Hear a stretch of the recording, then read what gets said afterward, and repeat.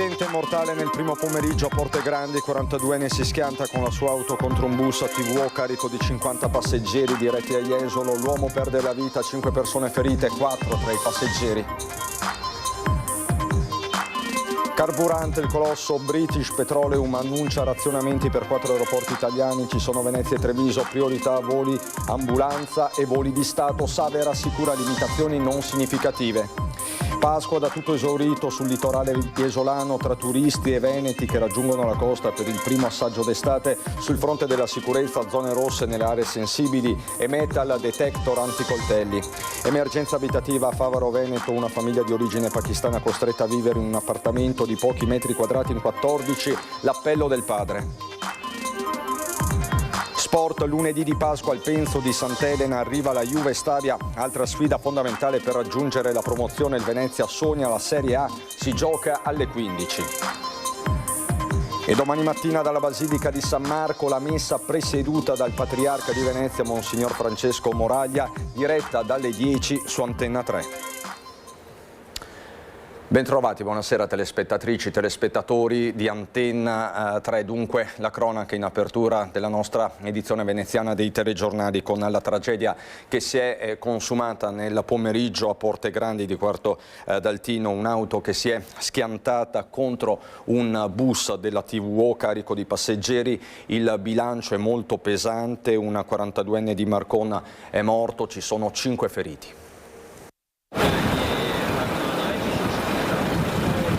L'ipotesi più concreta nella ricostruzione delle forze dell'ordine è che l'auto abbia invaso la corsia opposta improvvisamente, impedendo all'autista del bus di evitarlo. Cosa abbia provocato questo sbandamento è tutto da capire. Restano per ora i rottami della vettura dove l'automobilista ha trovato la morte nell'impatto tremendo con il mezzo di ATVO. 50 persone a bordo, 5 di queste ferite, compreso il conducente, tutti sotto shock. Mancano pochi minuti alle 15, Porte Grandi, località Trezze. È qui che il dramma si consuma in un istante. Il tranquillo viaggio dei passeggeri diretti verso Jesolo si spezza nello schianto contro il SUV che dopo il frontale finisce sul guardrail.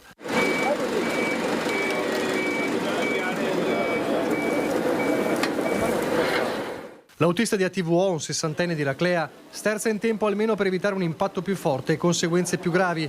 Dopo lo scontro il mezzo viene evacuato attraverso la botola di emergenza. I vigili del fuoco, la polizia locale e il SUEM corrono per prestare soccorso. Per l'automobilista non c'è nulla da fare. Lievi feriti tra i passeggeri, tra questi una signora fatta uscire dal vetro anteriore. Le sue condizioni non destano preoccupazione. Sul posto anche il mezzo di soccorso di ATVO e uno sostitutivo per portare i passeggeri a destinazione. Inevitabili disagi al traffico lungo la strada chiusa nei 2 sensi di marcia per consentire le operazioni di soccorso.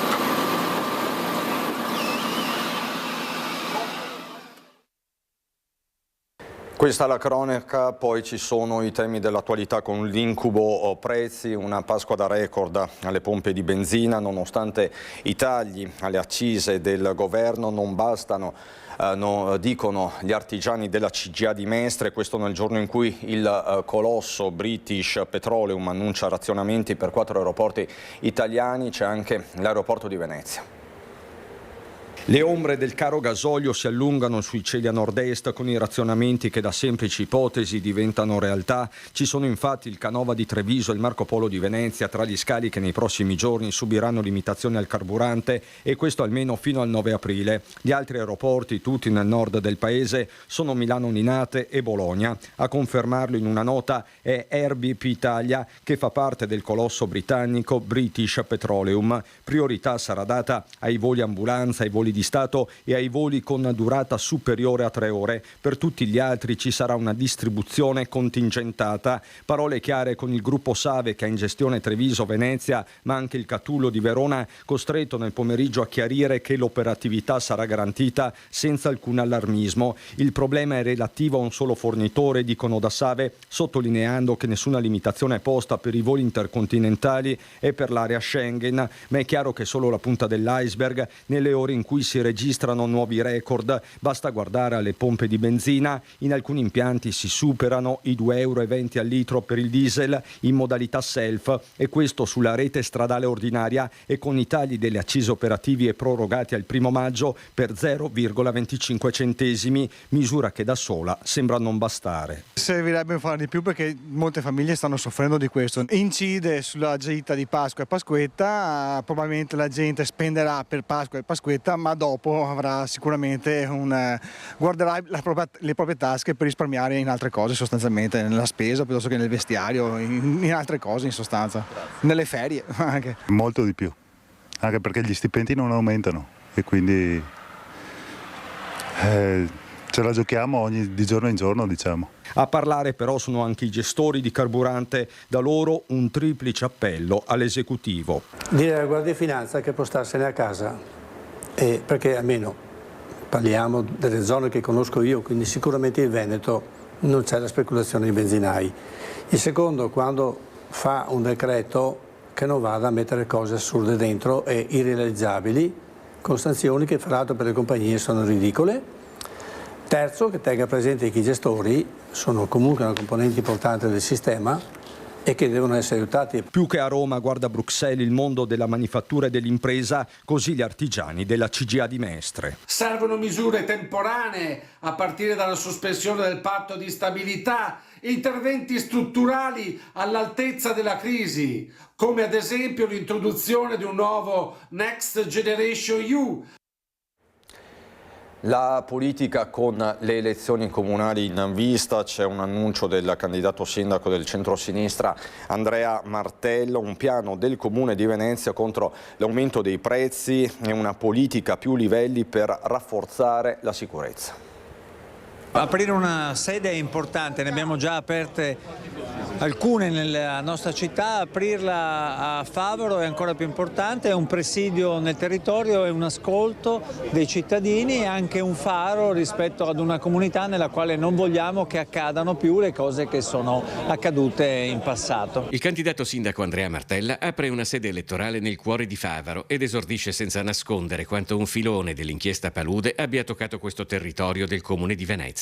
Un territorio che assieme ad altri simili, afferma, non possono essere trattati da Caffarsetti come periferie. Sono il cuore pulsante della vita delle persone che hanno bisogno di servizi sociali, di servizi di trasporto che possono funzionare, di servizi sanitari e quindi di essere di nuovo al centro dell'agenda politica, per quanto ci riguarda anche ridando funzioni alle municipalità. La sede elettorale di Andrea Martella è esattamente di fronte alla sede della municipalità di Favaro e a Favaro, come nel resto del veneziano, il carovita sta assumendo i connotati di un'emergenza sociale che non può e non deve essere ignorata dal Comune. Per questo che abbiamo detto, di fronte all'aumento dei costi del fare la spesa, dei trasporti, degli affitti e dell'energia, che ci debba essere un piano dell'amministrazione comunale, un piano contro l'aumento dei prezzi con un accordo con categorie economiche, negozianti, associazioni dei consumatori per dei prezzi calmierati che possono soprattutto andare incontro alle esigenze delle persone più anziane e di quelle più fragili. Ma la fragilità dei cittadini si manifesta anche in una mancanza di sicurezza che da anni vive il suo apice tra Mestre e Marghera. Una preoccupazione già espressa più volte. Le recenti passeggiate civiche di Buongiorno Mestre e Buongiorno Marghera ne sono solo l'ultimo esempio. Sono una protesta contro la giunta e le politiche della destra che hanno fatto propaganda sulla sicurezza ma hanno prodotto pochi risultati concreti. Per noi la sicurezza sarà una priorità e si dovrà agire sul controllo e il presidio del territorio, si dovrà agire sulla rigenerazione urbana e degli spazi anche nelle realtà periferiche e sulle politiche sociali affinché si eviti la diffusione del disagio e del degrado. Voltiamo pagina e spostiamoci sul litorale veneziano, dove si preannuncia, già di fatto si sta preannunciando una Pasqua da tutto esaurito. Le presenze non tardano ad arrivare, quindi abbiamo un ottimo numero sia di italiani ma che di stranieri da Austria, Germania e Svizzera, quindi è assolutamente un dato molto positivo, perché i tassi di occupazione degli alberghi aperti, abbiamo circa un centinaio di strutture aperte in questo momento, sono prossimi al 100%. Si va verso una Pasqua da tutto esaurito nel litorale iesolano, festività pasquali che segnano ormai un trend più che positivo di presenze nelle strutture alberghiere. A favorire il bel tempo previsto per tutto il ponte lungo, le scuole chiuse e una festività sentita soprattutto da tedeschi, austriaci e svizzeri che hanno raggiunto la costa adriatica in massa. Vedono e nella Pasqua e anche negli eventi successivi, in questo caso il Festival degli Aquiloni, ma poi successivamente ricordiamoci che abbiamo anche la festa del 1° di maggio con l'Ironman sempre nella stessa data, e successivamente iniziano quelle che sono le vere feste austriache e tedesche con l'Ascensione, a seguire la Pentecoste e il Corpus Domini, date che già si vedono belle cariche dal punto di vista dell'occupazione. Quest'anno abbiamo lavorato anche un po' d'anticipo, quindi creando le condizioni perlomeno in un tratto di 8 km di arenile, per cui non ci fosse più la duna di protezione invernale, fosse tutto già spianato. E se Jesolo comincia con le festività primaverili ad assaggiare l'estate, la città si fa per questo trovare pronta anche sul fronte della sicurezza, attualmente già in vigore le zone rosse. Interessano 3 aree di Jesolo: Piazza Milano, la stazione degli autobus e l'area che va da Piazza Casabianca a Piazza Aurora. Le zone rosse erano già state sperimentate lo scorso anno, hanno dato ottimi risultati e quindi sono state riproposte in questi giorni di Pasqua e poi successivamente per il ponte del 25 aprile. Sono soprattutto un deterrente, perché poi il numero di allontanamenti è stato veramente esiguo lo scorso anno. A questo abbiamo agganciato anche tutto il tema dei controlli, quindi la polizia locale è fuori anche in questo momento con le unità cinofile, con i metal detector in funzione preventiva, perché sappiamo che il tema dei coltelli è attualissimo in questo momento. Anche le forze dell'ordine sono coordinate in vari servizi in giro per la città, quindi contiamo che sia una Pasqua anche quest'anno in massima sicurezza. Parliamo ora di emergenza abitativa, andiamo a Favaro Veneto per raccontarvi la situazione di una famiglia di origine pakistana costretta a vivere in un appartamento di pochi metri quadrati in 14. Registriamo l'appello del papà, del padre di famiglia, che dice trovate una sistemazione per mia figlia. L'appartamento al 6° piano dei palazzoni di residenzialità pubblica si raggiunge attraverso il parco popolato di alberi altissimi. Per raggiungerlo una lunga camminata attraverso il corridoio coperto che porta dritto all'ascensore. Si arriva così a casa di Zawar, 76 anni, pakistano di origine, in Italia dal 1985. Nella sua vita ha fatto i lavori più svariati, abitando ora a Venezia e ora a Marghera, fino ad ottenere una casa pubblica nella quale ha cresciuto i suoi figli. Ora, nonostante numerose richieste, inserimenti nei bandi ATER e sollecitazioni per ottenere l'emergenza abitativa senza nessuna risposta, in quei pochi metri quadrati, in un palazzo che avrebbe bisogno di una seria manutenzione, si trovano a vivere in 14, figli, nonni, nipoti. Una casa per tutti, come mai? Sempre casino per casa per tutti. Difficile, è difficile adesso a questo momento. Come situazione di vivere? Molto difficile. Gli uomini che fanno lavori troppo precari per potersi permettere un affitto e una situazione in casa diventata non più sostenibile, tra le esigenze dei bambini, lo spazio e l'igiene, che vanno ad aggravare le condizioni di salute di Zawar e della moglie, che soffre di pressione alta e depressione. Sul tavolo tutti i farmaci che in un giorno deve assumere. Io ho male di testa sempre. Le loro difficoltà. Volevo aspettare che mia figlia trova una casa che è così tranquillo, che va a scuola, va a sistemare bene, vivere bene. Che io non posso mandare mia figlia via sulla strada, non posso. E papà, non posso mandare via. Basta che trovi casa, sono felice e tranquillo. Era anche stata fatta un'emergenza abitativa, di cui quando è andata in commissione hanno detto che c'erano le cose, emergenze più gravi, che io non so quale più grave possa essere quella di una famiglia messa in queste condizioni. Quindi trovo assurdo che sia stata ignorata. Il problema qui è che non riescono ad ottenere l'emergenza abitativa, giusto? Gliel'hanno cancellata. Questa casa attaccata è vuota di un anno.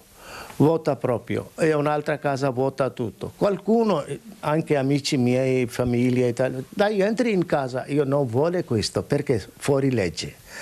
Noi rispettiamo qua, siamo rispetto ai italiani, no? una legge italiana.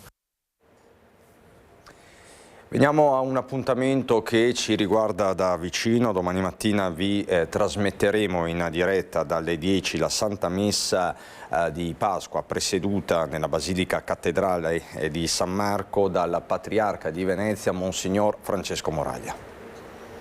Nel giorno di Pasqua rinnoviamo come tradizione un appuntamento con voi nostri telespettatori. Domani mattina a partire dalle ore 10 trasmetteremo in diretta il solenne pontificale di Pasqua, la Santa Messa che il Patriarca di Venezia, Monsignor Francesco Moraglia, presiederà dalla Basilica Cattedrale di San Marco a Venezia, uno dei luoghi simbolo della cristianità in tutto il mondo, ma anche per la nostra città e per il Veneto.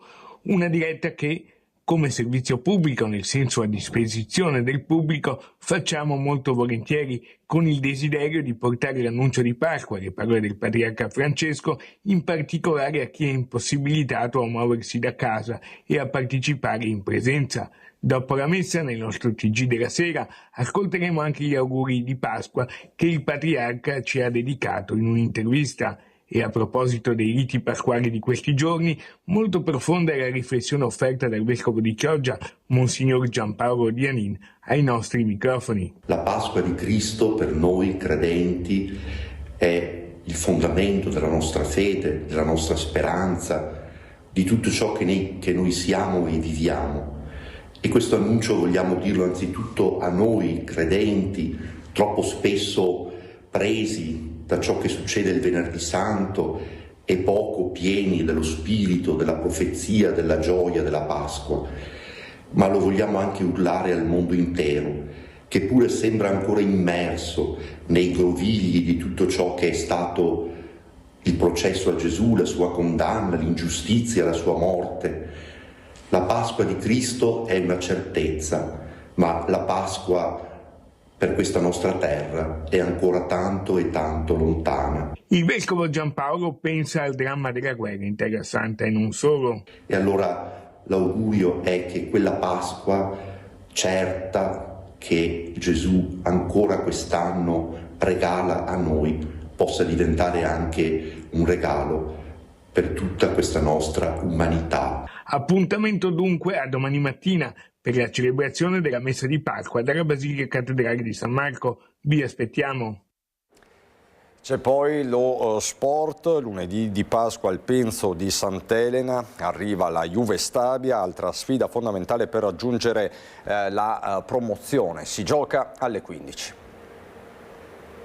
6 partite alla fine, primo posto da difendere per raggiungere un sogno chiamato Serie A. Nel lunedì dell'Angelo o Pasquetta, il Venezia Football Club riceve la Juve Stabia, si gioca al Penzo alle ore 15 in uno stadio colmo di entusiasmo con il pienone, tanto che è stata aperta anche la curva nord local. Campo e futuro, il Comune di Venezia ha assegnato al Venezia Football Club per 40 anni la futura gestione del nuovo stadio in terraferma. Mister Stropp però, giustamente, tiene l'attenzione sul presente. La sosta per la pausa nazionali è stata positiva. Riposo mentale, riposo fisico, più qualità nella richiesta degli allenamenti, che può essere stato chiaramente un obiettivo fisico o un obiettivo tecnico. Una cosa importante che questa sosta ci ha dato è la possibilità di aver recuperato praticamente tutti gli effettivi. L'unica eccezione è Aps, che vogliamo farlo lavorare atleticamente per ricondizionarlo e dalla settimana prossima a disposizione, ma se ci fosse stata la necessità sarebbe stato a disposizione anche per questa partita. Sulla Juve Stabia il mister Lagunare dice: al di là dell'aspetto emotivo, che sicuramente è importante, giocheranno contro la prima in classifica e quindi avranno delle motivazioni sicuramente condizionanti in questo, come poi del resto è quando ci affronta sempre qualcuno, a proposito di lepri e cacciatori. È una squadra che ci assomiglia molto per idea, per il modo di stare in campo, per le conoscenze che hanno, quindi sicuramente è una bellissima squadra da vedere. Ha fatto un campionato importante, ha perso qualche punto strada facendo, ma è sempre lì e poi mi sembra bella, vivace, frizzante, bella squadra, bisogna fare i complimenti ad Abate. Appuntamento quindi lunedì al Penso e vedremo come andrà a finire. Giusto il tempo di farci gli auguri per una serena Pasqua. È tutto da Venezia e provincia, buon proseguimento.